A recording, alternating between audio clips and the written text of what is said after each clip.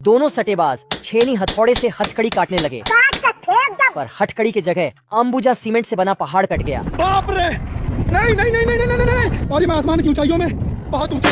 जय हिंद दोस्तों। कुत्ता नासा से एक बम चुरा कर लाया और उसमें आग लगाकर भागा।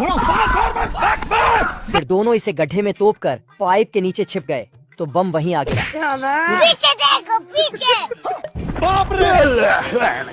आज मैं मर गया भैया। फिर परेशान होकर दोनों सुसाइड करने ट्रैक पर गए, हमको सिर्फ फांसी का सजा चाहिए। लेकिन ट्रेन को आते देख सालों की फट गई। बाल बाल बच गया रे देवा। जैसे ही हथकड़ी नीचे किया, दूसरी ट्रेन आई और अपने साथ ले गई। यार भिक मंगिया क्या देख रहा है? कुत्ते को एक आइडिया आया तो बिल्ली को घसीट कर ट्रैक पर ले गया। फिर दोनों उल्लू की तरह लटक कर प्यार भरी बातें करने लगे। मुझसे शादी करेगी या नहीं करेगी, मैं तेरे से लास्ट बार पूछ रहा हूँ। नहीं। चला